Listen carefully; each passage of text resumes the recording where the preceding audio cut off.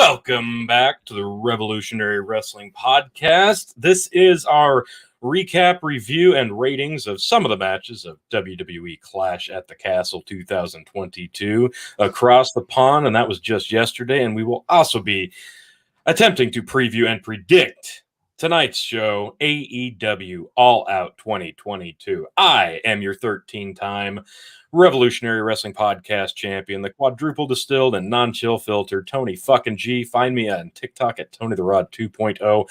And as you can tell, I did come up just short in my quest to regain the glory. And to my leftish right, whichever side it is, the reigning, defending, and unfortunately undisputed Revolutionary Wrestling Podcast champion, the one, the only, the chicken. I am your thank you very much for the undisputed champion. There was no hearsay this time. This one was pretty cut and dry, even though it was fairly close. Win.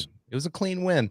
It was actually a pretty decent show for the lack of matches that were on there. We'll get into that and much more. It still went over 4 hours. Yeah, not that many matches, but the ones I had were pretty good. But I am your champion, Big Bucking Emperor, if you will, and you're the man, the myth, the legend. Your COVID champion, your WrestleMania champion, your Royal Rumble.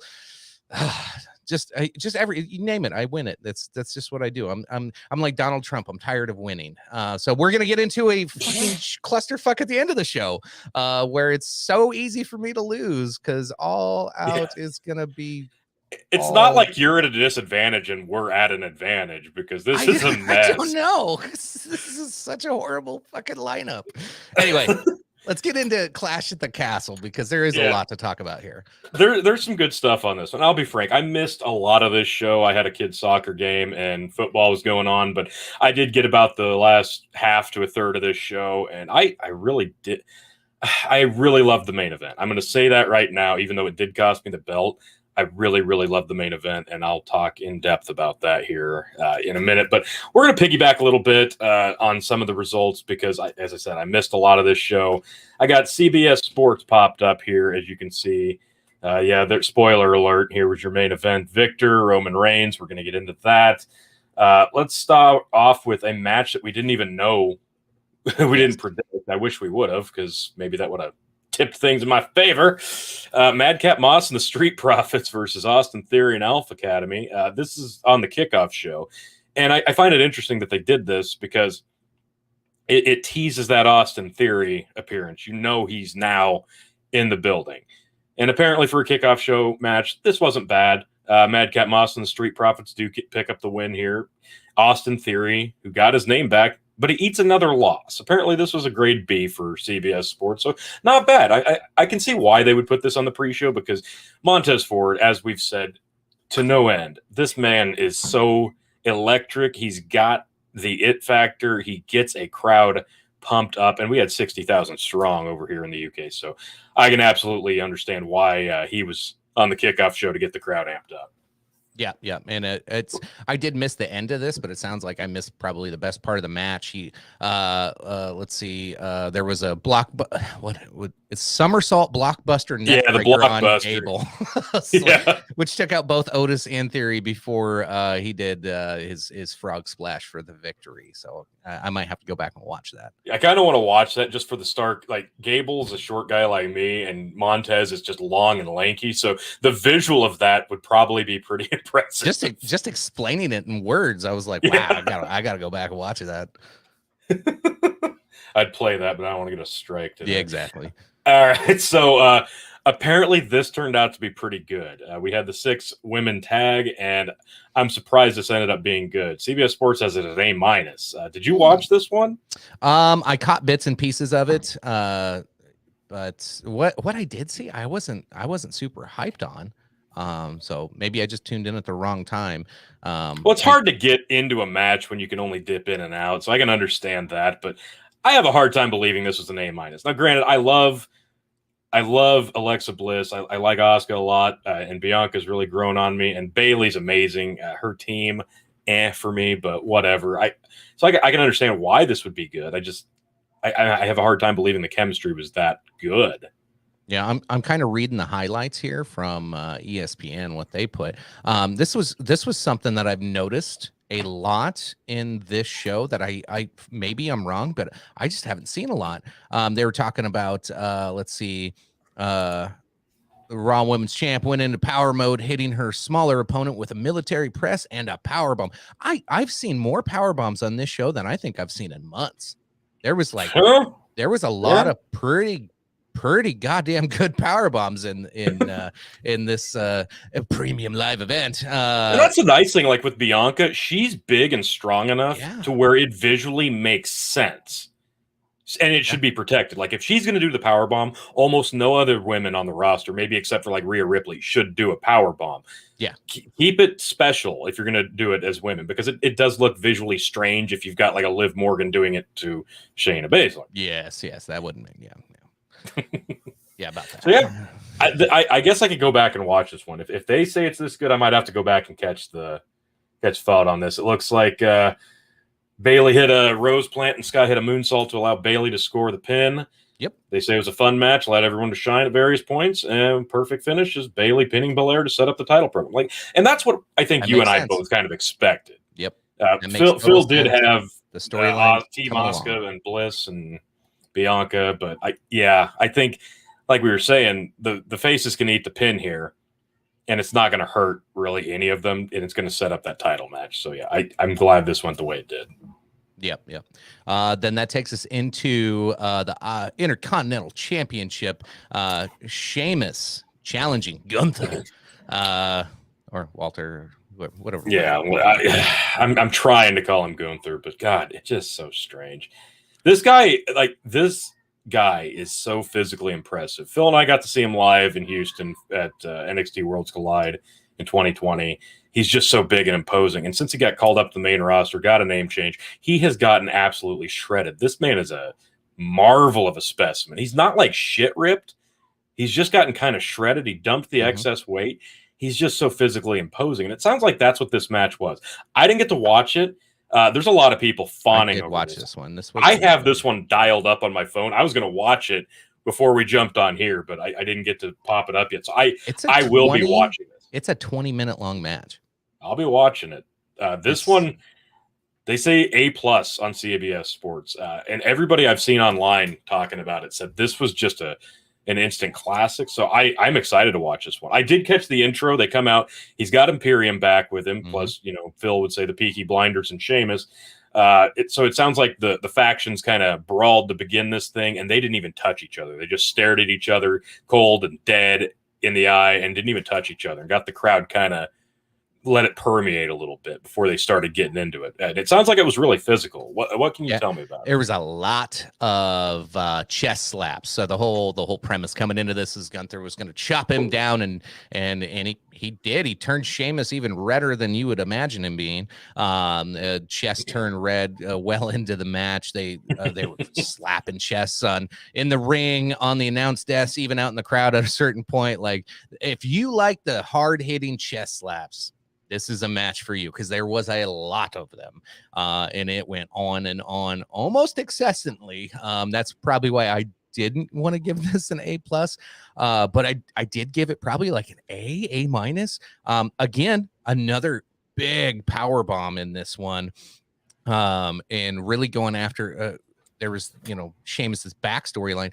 It almost did at one point look like Sheamus actually pulled a muscle in his back towards the end of the match, because it was like he come out of the corner, and it looked like he was getting ready to like do Gunther. I think he was like coming to run at him, and it looked like he wanted to raise the big boot and block the run in. But you seen him like kind of hobble out of the corner awkwardly, holding his lower back, and shortly after they just quick finish the damn match. But up until that point, it was flawless. Really, there wasn't a whole lot of missed spots or silly things going on. It was I don't know, it was action packed nonstop. There wasn't a whole lot of him hawing around. These guys got after it. It was fun. The crowd was fucking in. They loved it. Yeah, this sounds to me like a lot of a very old school territory day style match where it's just two big imposing bastards beating the ever living shit out of each other. See, that's something you don't get to see a lot anymore, like size wise and technique wise. You know, we're kind of in the age of a lot of flips, flops, big dive spots, and no selling. So Yeah. it's kind of refreshing to hear you had two big physical men being physical, looking like they were actually legitimately in a fight, not a choreographed Cirque du Soleil routine. So, yeah, I'll be watching this one. I will be watching this very soon after we get done here. I'm excited to watch this now. I really am. I love going through. You know, Sheamus has kind of been down for me for a while, but this sounds like the exact type of thing he needed to be in. Yeah. So, kudos Gunther for retaining here. I'm really looking forward to watch this now. Yeah. Moving down, this one doesn't sound like. Well, CBS Sports gave it a B plus, so I can only assume this was more like a 2-star match in RWP standards. We've got Liv defending the SmackDown title against Shayna Baszler. What? Go ahead, crucify it. So, oh my God. So you mentioned that power bomb earlier. I'll get into that here in a minute. Obviously the storyline here is we need to make the women's champion look like, you know, she deserves to be where she is. So, oh God. So, you know, we're going with the arm. There's a lot of strikes, but obviously it was just attack the arm, attack the arm. So many attacks and arm bars and it was nonstop. And then all of a sudden, you know, you only live once can come back and fight with one arm and somehow perform a power bomb on Baszler. Morgan was able to turn the tables with the left arm attack. Eventually, she hoisted Baszler up under the turnbuckle and hammered her arm, followed by a running power bomb from the second row, which was actually a cool spot, but your suspension of disbelief on the arm at that point, kind of, you're like, wait a minute. And then she turns it and she gives Baszler an arm bar. And shit's sake. Some of it was kind of fun to watch. It showed it was trying to give Morgan more of a technical, like, hey, you know, I'm not just a brawler. I'm not a pretty face. I'm a badass. And so there was a lot of rolling around, a lot of, you know, curl ups, a lot of reversals. So, you know, in that instance, like Morgan did look better in this one, but it's still kind of a snooze fest. I agree. Probably a 2-star match. Yeah, this isn't what I'm exactly, you know. It was a good 2-star match to watch. I don't care. It was like a full 2 stars. Like, yeah, I'm gonna invoke the Jim Cornette Brian Last clause. Yeah, something happened upstairs, and I had to go check it out. When I came back, it was over. Shucks. Times of the essence. Can't go back now. Congrats, Liv. I hope they stop trying to make you look like you can actually legitimately beat UFC fighters. Yeah. That would go a long way into making me give a shit. Good for you, Liv. Yep. Good for you. Moving along, this is where I came in. And I was actually pretty disappointed in this match. This sucked. Yeah, this really kind of did suck. Yeah. Oh, CBS even gave it a B. Okay, good. It's not just me.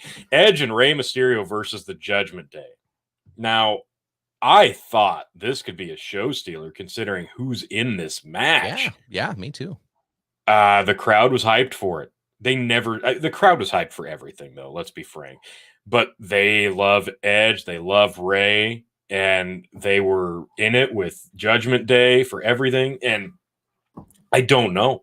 I don't know what happened, but the vets in this match and the talent in this match, if you look at the match on paper, it sounds great. If you actually watch the match, you go, what the fuck happened here? Because it's not like they were a step off on everything. In a few spots, yes. The chemistry was just so, it was like oil and water. This was a match that wasn't telling a story about the people in the ring. This was a match that had to happen in order to tell the story of Dominic. Yeah, that's terribly disappointing. And Dominic's not even in the fucking match.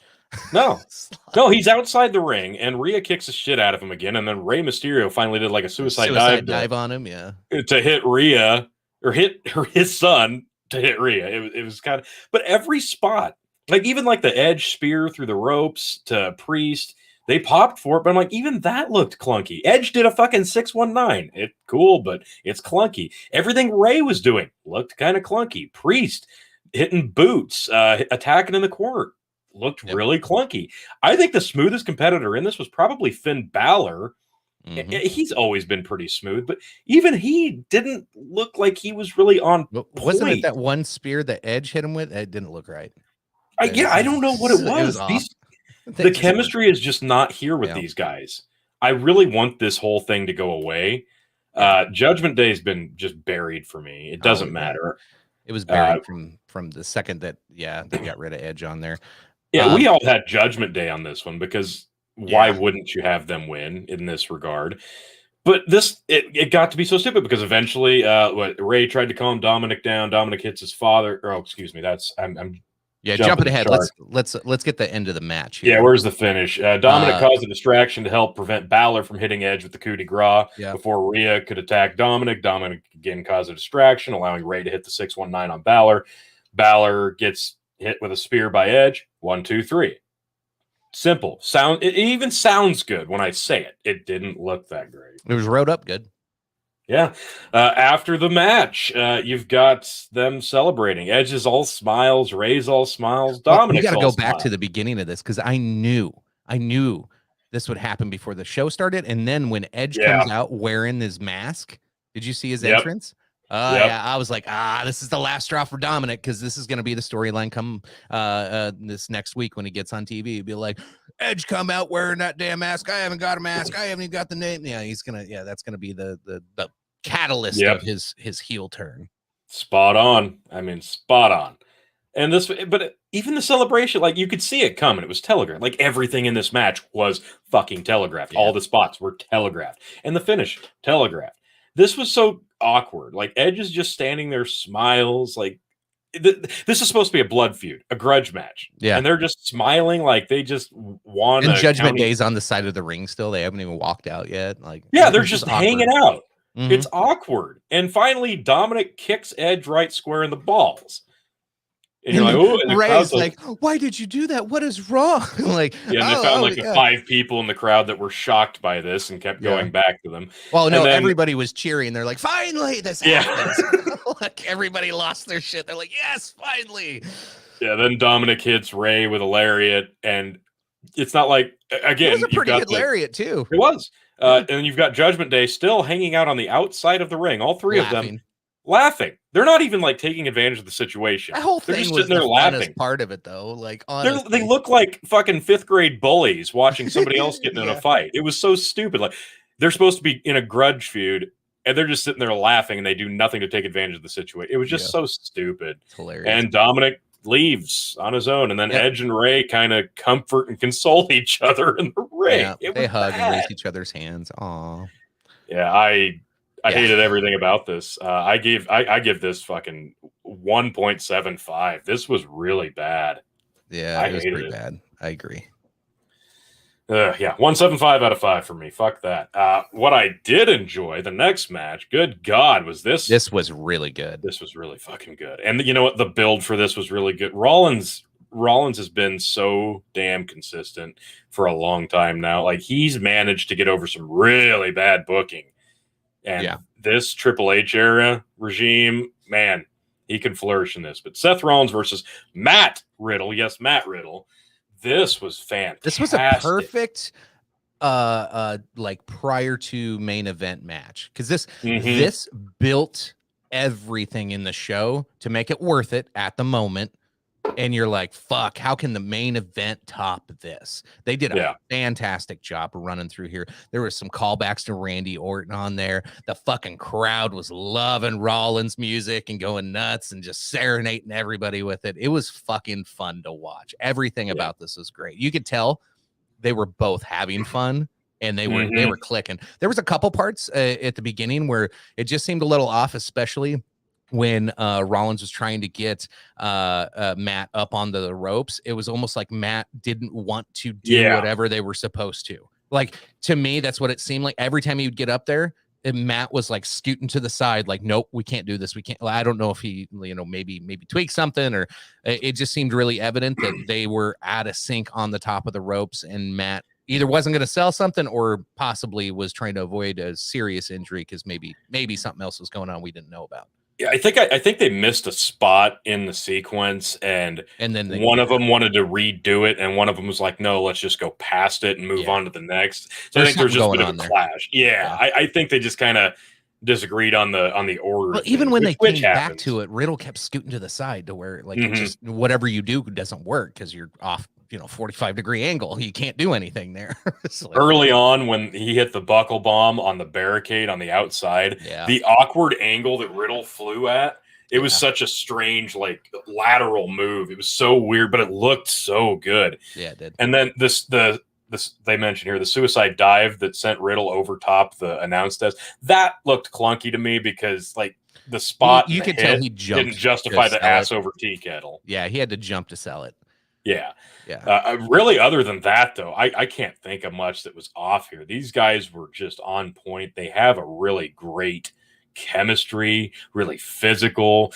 Size wise, they match up well. Stylistically, even. But Rollins kind of matches up with everybody. That's the yeah, great part about his arsenal. Um, after taking several striking exchanges and reversals, Rollins hit the pedigree, got a 2. He rants about Riddle's family leaving him again. He's so good at yeah. taunting the crowd and getting his opponent fired up. Riddle blows up. He tries to. Oh, that's when Rollins hit the Randy Orton DDT hanging off the ropes. Loved Yep. that. Then he tried to hit an RKO. Riddle blocks, Puts him in a and rear naked, then didn't he? Is that what yeah, happened? Yeah. and then he tried to attack Rollins with a chair while he was kind of doubled over on the announce table. Misses. Rollins slides in. Riddle tries to get back in, eats the curb stomp, and then kind of lays there defeated. Rollins goes up onto the second rope and drops a massive curb stomp. Bam! Beautiful. 1, 2, 3. I loved this. I It was loved great. it. It was great. I loved everything about it. I'm going to give this one. I'm going to give it 3.75. Easy. Yeah, I'm gonna give it 4. I was entertained through the whole fucking thing. This is one of my favorite matches. I think I texted you. I was like, definitely match of the show so far. Yeah, I this was was good. like this. Not only we talked about some of the missed spots and some of the clunkiness of there, but overall, like this thing was fucking entertaining and the crowd into it. Not only did the guy I want to win, but yeah, like you were saying, like it seemed like both of them were clicking on a different level than we just don't see every goddamn match. And yeah, the crowd saw it, they were having fun, and it just resulted into the best entertainment you can have when you're actually Yeah. watching this shit. This is one of those matches that would hook a new watcher. Yes. First time watcher would watch this and be like, shit, this is cool. Yeah, this worked. This worked so well, and I'm not sure where they're going to go from here because I don't know if this 100% felt like a blow off. I think they could continue this because I think Extreme eventually Rules, they got to have a rematch. I think they have to. I think that's Yeah. got to be the end game. I Extreme think Rules that'll be the rematch blow would off. be so much fun. They do this again. Yeah, this would be great. I kind of expect like an Extreme Rules match between these two as a blow off. Riddle to get the win. I don't know. Maybe you see Randy Orton pop up to give a distraction or hit an RKO. That'd be cool. Something like that. I think Rollins is going to end up eating the loss before this is all said and done. So yeah, I kind of expect that. But this was really good. But that does take us in to the main event. Holy shit. Undisputed WWE Universal Championship champion Roman Reigns defending against hometown hero Drew McIntyre. We're in the UK, and this place blew off the roof. This was the entrances were larger than life. They stare each other down. The bell rings.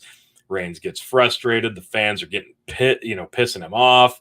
McIntyre's just eating it up, and McIntyre's a big fucking dude. Like he towers over Reigns, and he looks imposing. The visuals on this are just perfect, and the crowd participation. Yeah, even the first run into each other when yes. Reigns had to stop, and he kind of did the lean out of the ropes thing, like nope, we're not doing this. We're not going to start this way. Like Yeah, it just kind of started the storytelling really well. And they're telling the story here without Paul Heyman ringside. Roman's kind of at a disadvantage, and he's kind of out of sorts, and the crowd is getting to him, and Drew's physically imposing on him. Like he's at a disadvantage here. And then you got Karrion Kross and Scarlett at ringside, distract Drew a little bit. Roman takes advantage of that, and they just start getting really physical on the outside. Then Reigns, he hits just hitting right hands on Drew, just trying to pummel his opponent. Like, it was another physical example, which I really think was kind of a staple of this entire show. Finally, Reigns is. What did he? Is this? Oh, that's when he grabs the microphone. This was beautiful. I almost thought this was going to be the end. I really did. I'm like, holy shit, they could do it right here. End it, go home, and the crowd would lose their fucking minds. Reigns grabs the microphone and says, Glasgow, or wherever, acknowledge me. And he eats the fucking Glasgow kiss headbutt from Drew. That was perfect. Perfect. I thought they could have gone to a fucking his finish right there and, hit the Claymore. 1, 2, 3. That would have been incredible. Nobody would have seen it coming at that point.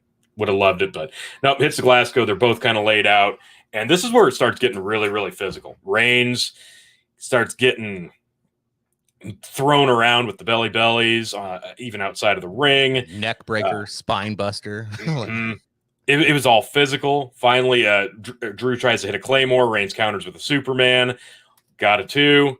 After the spear, McIntyre's able to kick out, keeps it alive, and all the false finishes, they worked here. Finally, then Reigns jumps on him, locks in the guillotine, and just hangs there, wears him down, gets back into the corner, gets it back, same thing.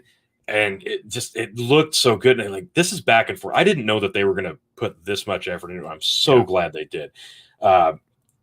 Then we're starting to get back outside the ring. Yeah, he and McIntyre sent Reigns through the barricades with the spear of his own. Yes. That was cool. Then he tempts a Claymore inside the ring, but then that's when Roman comes back with a second spear. You're like, oh shit. Yeah, and that wasn't it either, though. Nope. But the Reigns starts arguing with the ref. The crowd is losing their shit at this moment, by the way. Oh yeah, the crowd, yeah, top shelf crowd participation with this one. Reigns arguing with the ref, says it should have been 3. Distraction allows McIntyre, hits the Claymore, but it also knocks out the ref. And son of a bitch, here we go. And sure enough, like, the music. The look in the crowd when the fucking ref goes out, everybody was like, "Fuck me, are you serious?" Like everybody was like, "God damn it!" Yeah. Theory's music hits. He goes to cash in over by the ringside announce desk, and as he's about to do it, Tyson Fury kind of just emerges from the crowd and knocks him the fuck out. So I got that one on you, Bill. He did get physical. That's so good. Fury did a great job on that. Goes to me. Not that I needed it. Yeah. I still beat Phil, and that's better than winning. Fucking great. That was my favorite moment, I think. That was hilarious. Yeah. They've buried Theory pretty hard, but God, he's so good I feel bad for the kid now. Now he's kind of like the post McMahon like shame guy. Now it's like, well, we can't make fun of Vince McMahon, but we have Austin Theory, so let's fuck him up tonight. So they continue to brawl, both hitting big moves. McIntyre hits a spear and a Claymore. Should have had it won. But then the ref gets drug out of the ring out of nowhere. It's Solo Sikoa, younger brother of the Usos. Reigns hits only one allowed to fly overseas. Yeah. Reigns hits a spear. 1, 2, 3. Holy shit.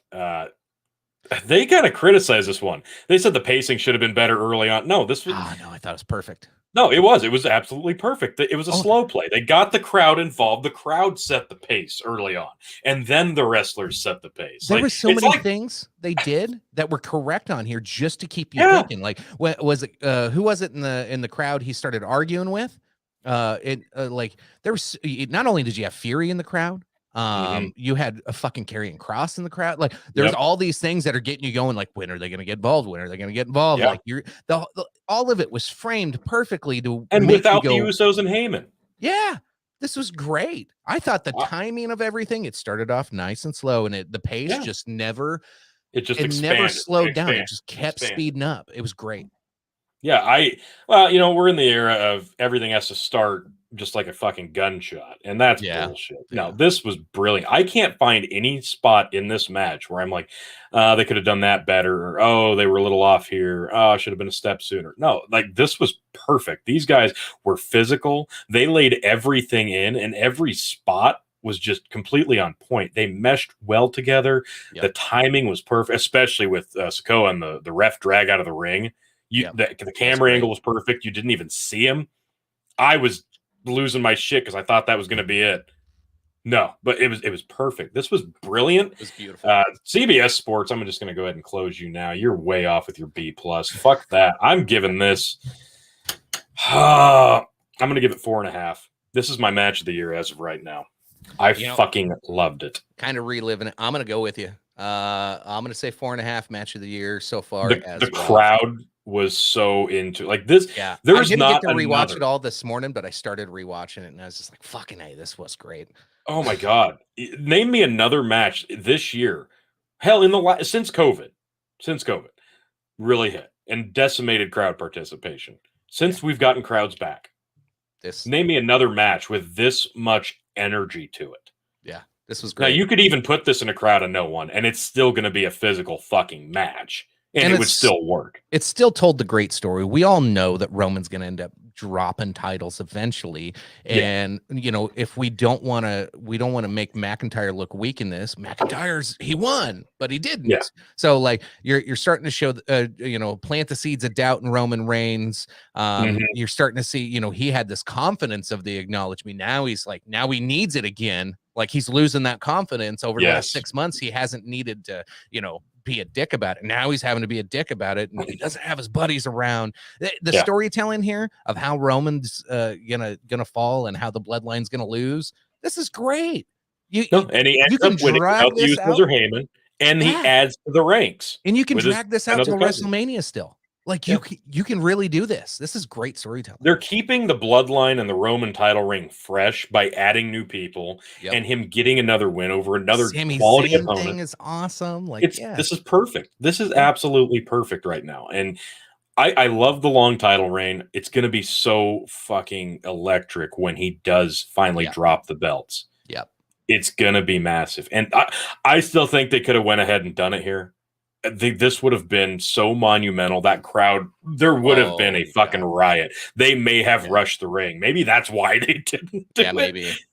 But can you imagine? The roof would have blown off. And then, of course, after the match, Tyson Fury came in, acted all buddy-buddy with Drew, and they sang American Pie and some other shit. I'm like, yeah. I don't know if I loved all that, but whatever. We could have done without some of that. But they could have done that not on the live stream. Yeah, they didn't have to keep it rolling because that's just for the fans at the arena. Yeah, that was for them. That wasn't for the 60,000. No, I don't know why they didn't cut the feed as Roman walked out, but whatever. The crowd went home mostly happy. I'm excited to see what they do with Drew next. I hope they keep momentum going because he earned it here. He really did. I kind of wish the belts weren't unified now because I'd love to see him with another reign. But kudos to Roman. He survives another big one. But that takes us right into tonight's show. Oh, the shit show, if you will. I'm going to put this down because this is going to have to use some brain power here. Oh my god! I wish I could tell you, folks, that I'm excited about this match card. I'm not. This is it's too much. It's way too much. There's got to be some good ones on here, though. We all know that. There are. Like that's the thing. It's going to be hidden gems. You're going to have to find the hidden gems through all this shit. And they're talking about going to the 2-night format, and I hated that idea when I first heard it. But I'm like, if they're going to do shit like this, you almost need to do 2 nights because this is going to be. For the people watching the pre-show and the main card, we're probably looking at a 6-hour fucking show. Now, imagine what that's going to be like for the people in attendance. The people in attendance are probably going to be stuck in this building for upwards of 8 hours. It's going to be stinky in there. It's going to be nasty. Like, I can't. Their attendance numbers are going to start to fucking hurt, especially without a marquee match. Now, I'm sorry. I'm just going to say this out of the gate. Wait. They do not have a marquee match Punk? because headlining this is not it's a marquee match if you didn't just bury his ass. Can we open with like how your opinion of CM Punk because of how AEW's handled him in the last 6 months has totally changed. 6 months ago we were like, fuck yeah, now we're like, oh, god damn it, CM Punk. The Hangman feud didn't really land the way they wanted it to because Hangman didn't land as champion.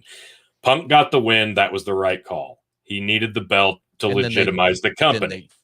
Then they did basically nothing with it, and they kind of he got hurt. I get it. That happens. But he could have relinquished the title instead of doing the interim thing. He comes back. We assume he's okay now. because the match is still on for tonight. Instead of doing it, we do it on fucking Dynamite for no reason on the top of the hour 2 of Dynamite. Like and to do. Just in 3 minutes, random shit on Dynamite now. That's Moxley squashes him after he hurt his leg after a head kick. And that was it. Title change right then and there. And boom, done. Everybody's like, what the fuck? And that made Punk look like shit. And here's the thing. The people in the building on these shows, they're all in with Moxley. Guess what? When they get out of that building and they get online, they're fucking not. I'm sorry, he's not. He's fun to watch live. He sucks to watch on TV.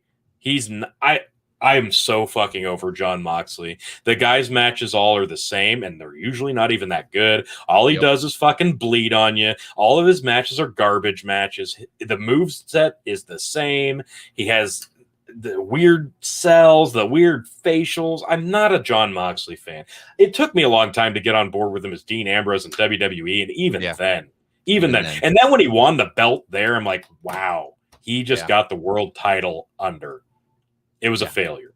And now he's a 2-time AEW world champion. He's been better there, but that doesn't mean his matches are better. So we have the rematch tonight. That is the main event. And what has it done to Punk? I think it's hurt him. But this, I guess we're going to see what kind of story they're going to end up telling you. This is going to be a long match. They're both going to bleed. It's going to be rough. Before we get to that, folks, buckle up. There are a lot of matches. I don't know how in depth we're going to go on these. This is going to be pretty quick hits. We might just on start a lot firing of through some of this because some of these are not necessary. No, I hope this is the link you sent me. This is from givemesport.com. Let's start off with something that I'm sure I'll fucking miss by, on purpose, because I don't care about this. Are you fucking kidding me? Sammy Guevara, and are we seriously calling her Tay Mello now? Is that, why does it say that? That's just whatever. Oh, God. Why are we calling her Tay Mello? I don't know. Anyway, retain. Yeah, I'm going to go. Sorry, I got to write this down. Tay, Sammy. I've got all mine written down. Yeah, this isn't going to be interesting. Ortiz and Ruby are not going to win this match. The AAA World Mixed Tag Team I love the predictions that this website has because it does have Ruby and Ortiz winning. I'm like, no. Really? Yeah. No. Yeah. That's what they put as their prediction. I'm like, these guys. A fucking nothing belt. What do you do? What do you do with them? Ortiz and Ruby. So what are you going to do with them after that? No, they're not going to. No. They're going to be a major staple of Dynamite every week with the AAA Mixed Tag Champ. No, fuck no. Stupid. They're going to retain. Absolutely. Can't agree more. Also on the pre-show, apparently, Jesus, Hook, the FTW champ, defending against Angelo Parker. Who the fuck is Angelo Parker? I don't really know or give a shit. If we did confidence points, I would put 15 on Hook. Yeah, agreed. I got Hook all fucking day. This is... Honestly, if I was going to watch pre-show, which maybe I'll catch this match, I love Hook, and when he tears through someone, that's fun. I could do that. This is one of Jericho. That's right, Jericho's buddy. Okay, Eddie Kingston versus Tomohiro Ishii. People online are just so jazzed for this. I don't give a fuck about this. I do. Ishii's fine. Kingston's fine. There's no story here. It's on the pre-show. Why do we give a fuck? The only story here is, will Eddie Kingston get punished even further? He's not on the main event. He's on a pre-show, and will they force him to lose because of his recent suspension? Like, how much of the politics are playing in? How pissed off is Khan? That's the only reason you might pick against Eddie in this one, but I'm taking Kingston. Yeah, I got Kingston as well. I think with no story coming into this, there's really no reason to give Ishii the win. It's not like he's going to be there the following week. So no, this is all Kingston, 100%. All Atlantic Championship, Pac versus Kip Sabian. I don't know what the fuck they're doing with Kip Sabian. He's been wearing a bag on his head. Now coming back, isn't this his first match? Yeah, he's been injured, and he's been sitting in the crowd wearing a bag over his head. I don't know what that is. What they think long-term storytelling is just minor dashes of fucking garlic in your soup or something. Like, but nobody gives a fuck about this. Now, Kip Sabian's talented, and Pac is an undersized monster. This might actually be a pretty good match. It's going to make no fucking sense. It's going to be visually stunning, and Pac is going to fucking retain. Yeah, Pac retain as well. Some people call him for Kip to win this because it's his comeback. But I'm like, no, when you come back, you shouldn't get a title shot in your first fucking match back. No. That's fucking silly. I don't care what They've got Kip to win on this site. I know. Oh Dude, my there's God. a lot of people high on Kip on this one. I'm like, I don't fucking see it. I don't understand it. Okay, what the fuck ever. Pac retains. Jesus Christ. I am not excited about this at all. I just can't get excited about these matches. Sting and doesn't Darby lose on and pay-per-view. Just saying. Yeah, exactly. I've also got Sting, Miro, and Darby because, Sting's not going to lose this. And here's the other thing. House of Black, they've wasted fucking Buddy Murphy since he got there. Yep. They could have been putting out bangers with him and Malachi Black. These two guys, but they had to put them together. But these two guys had a trilogy of matches on random Raws and just like undercard pay-per-views that literally stole every fucking show that they were a part of. These guys in the ring against each other are fucking magical. So naturally, the amazing booking of Tony Khan, well, let's, put him in a stable and you'll never see Murphy. And Malachi Black is just fucking goofy as shit. And it sucks. So Sting, Miro, and Darby are going to win this, and this is going to be a clusterfuck. You're going to see Sting do a dive off of something at 60. It's going to be fun to watch, though. I'm not looking forward to this. I'm more excited to see Miro. How about that? Yeah, okay. You got Sting, Darby, and Miro. All right. Yeah. We're 100% on the same page. This is going to, I have a feeling that's going to change here pretty quick. We'll see.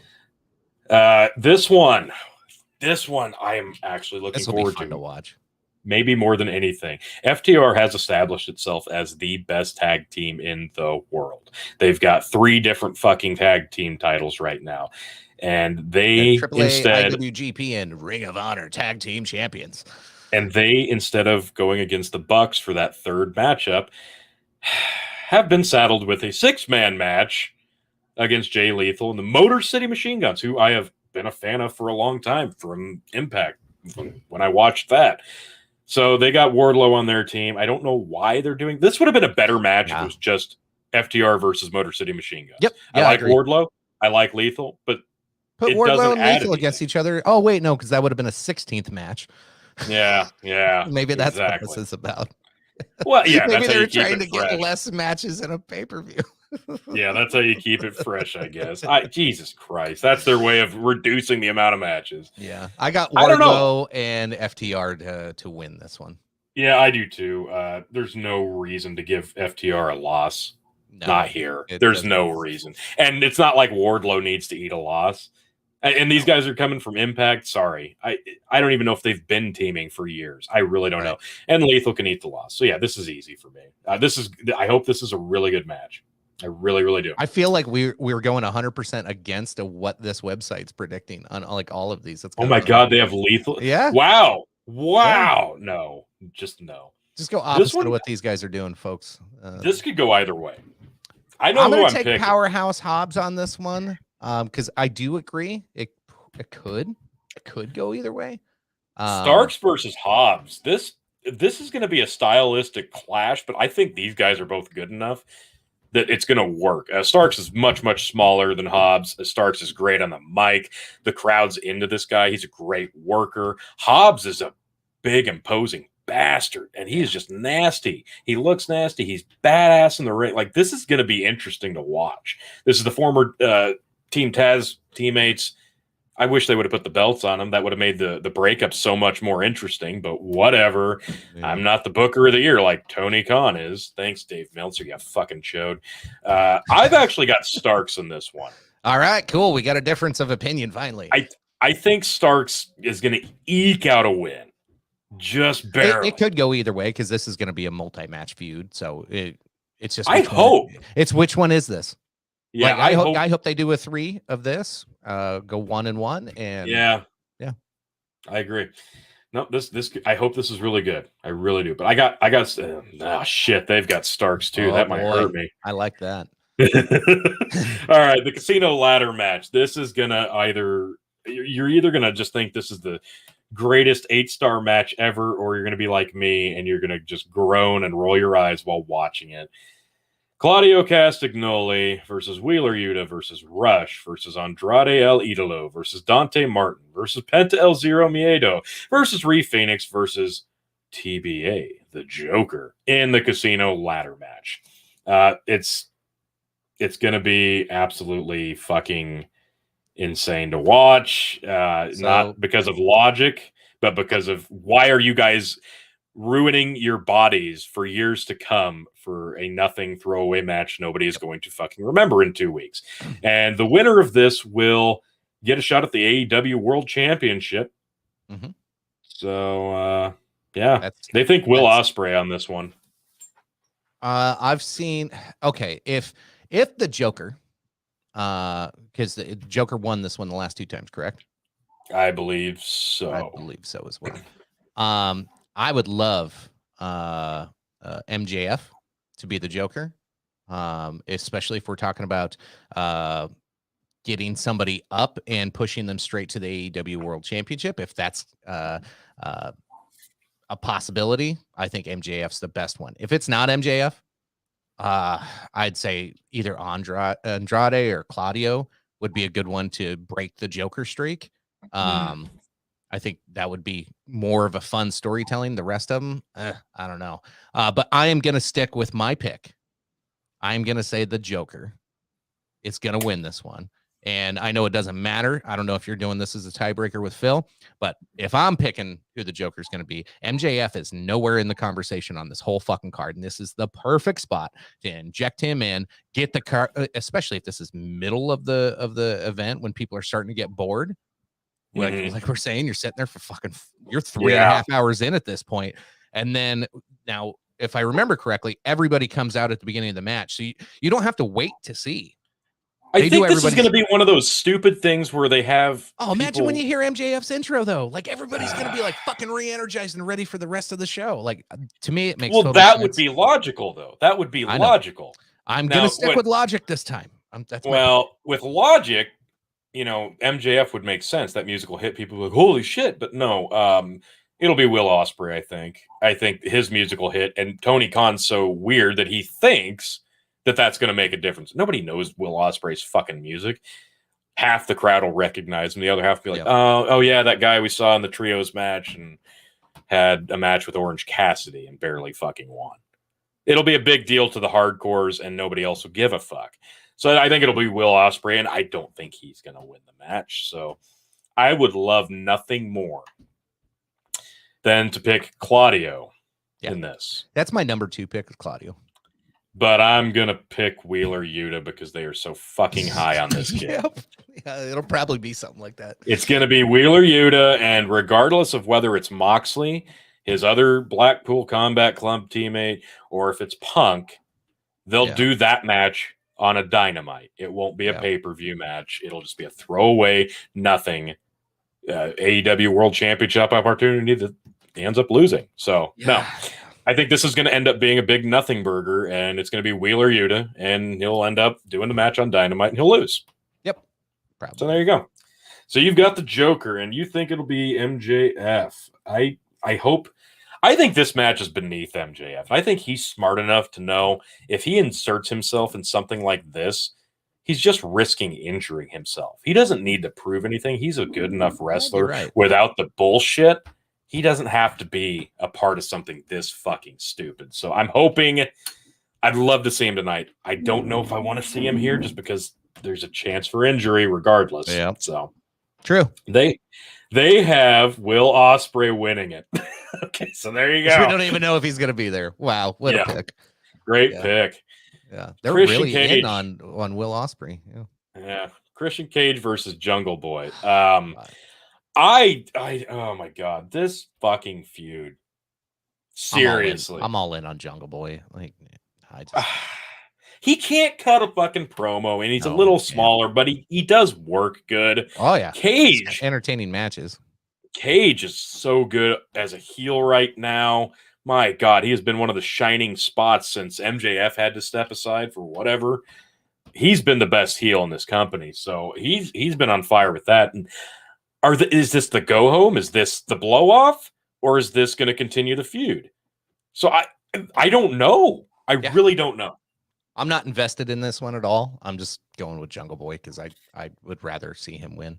Okay. I don't have any background to this or any reason to pick Jungle Boy other than fucking Jungle Boy. I don't know. This could go either way, and I really don't care.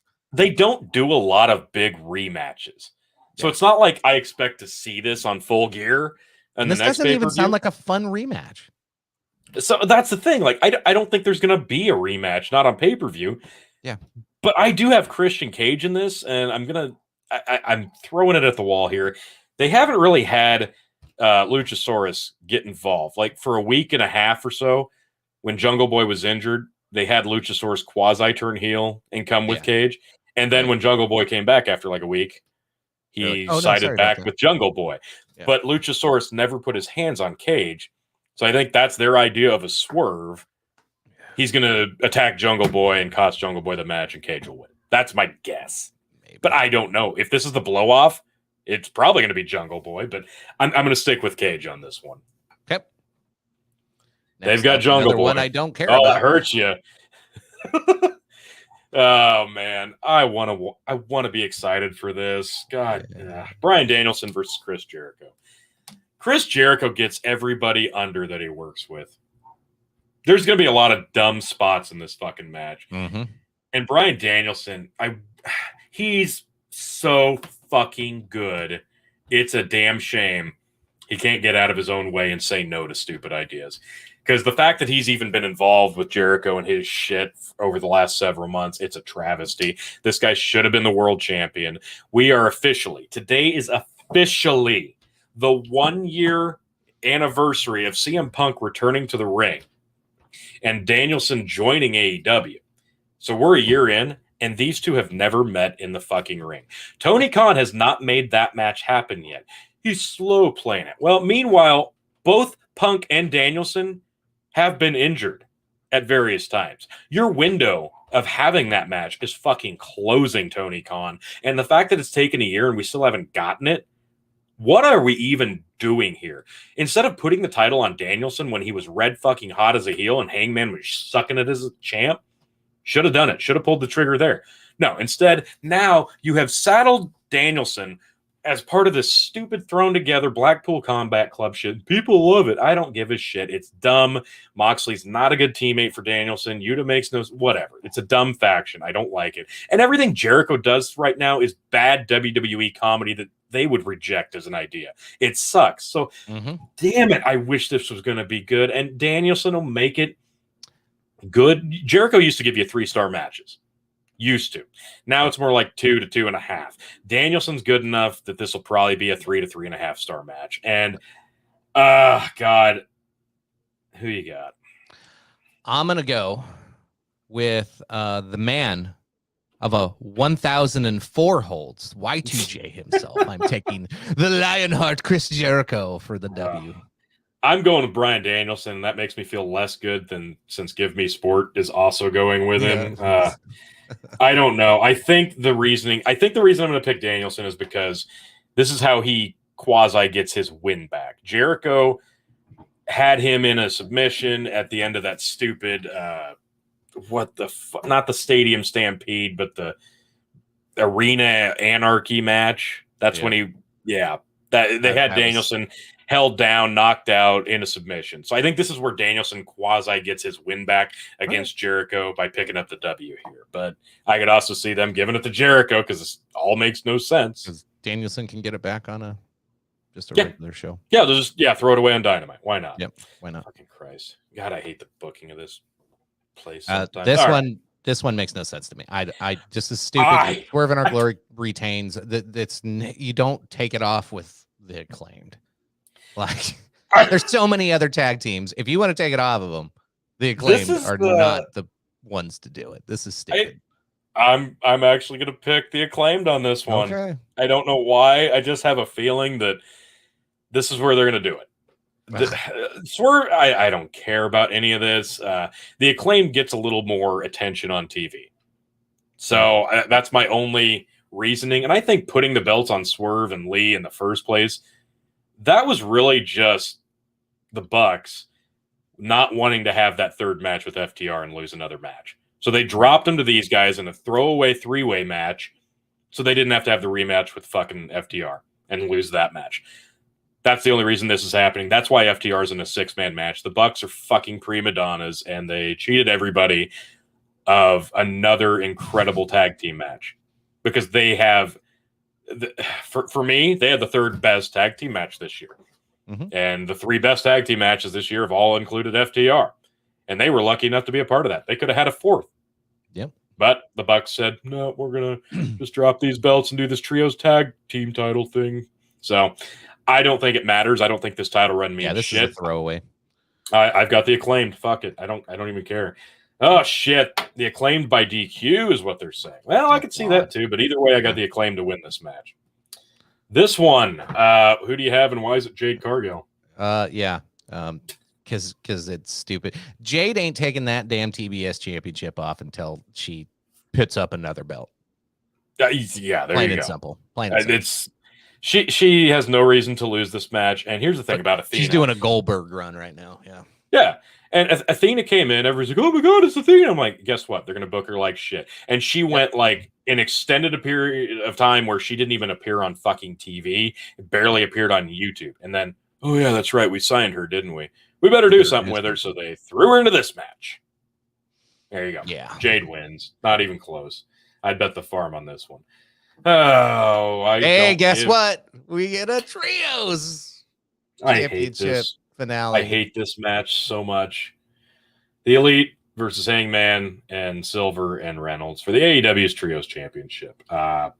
Jesus.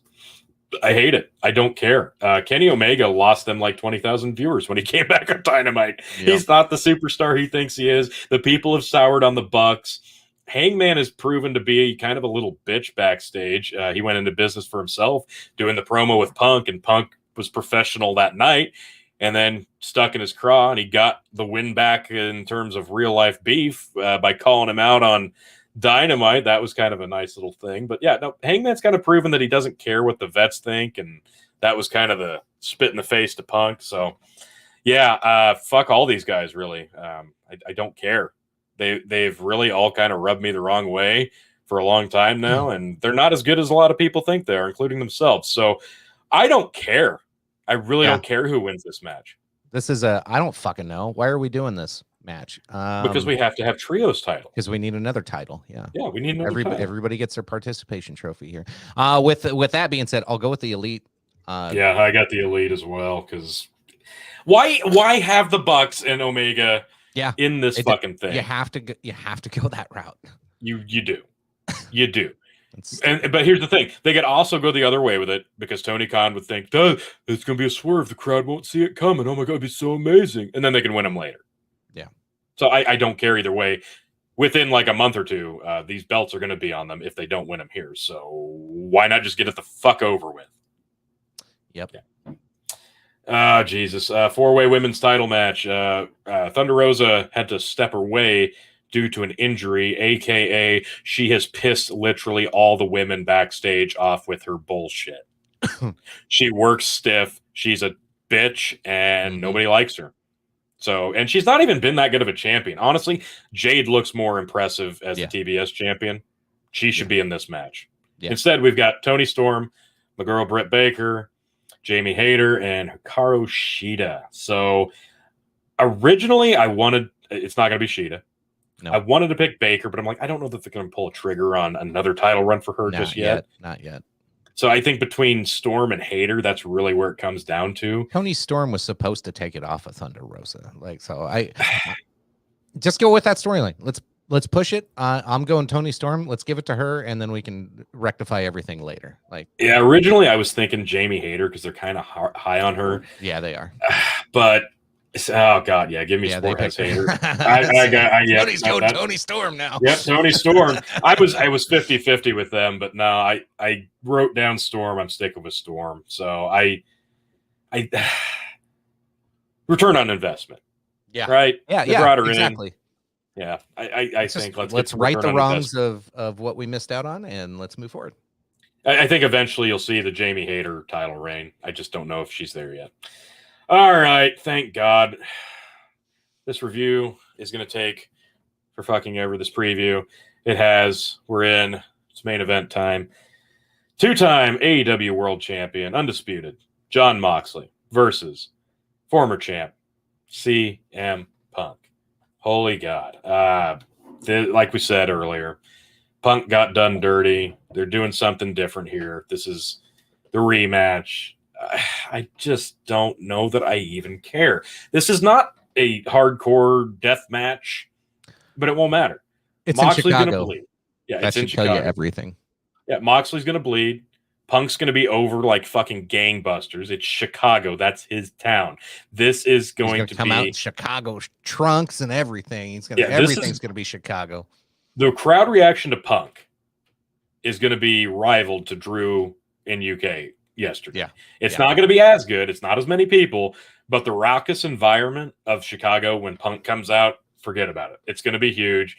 I don't really care too much about this match because I love Punk. Not a big Moxley fan. I hope Punk can piece together a good match because I know what Moxley's going to want to do.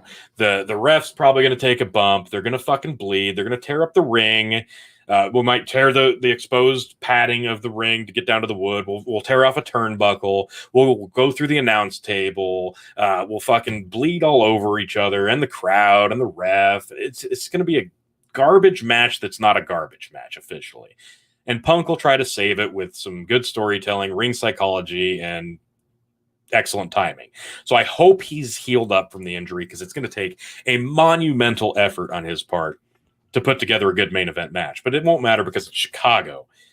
So Moxley winning here would be, the crowd might turn. I don't know. I think they're both going to get good reactions. His won't come close to Punk, but if I were writing this, I would make Punk turn heel, win the belt tonight, and go. You're like the crowd's going to go nuts no matter what.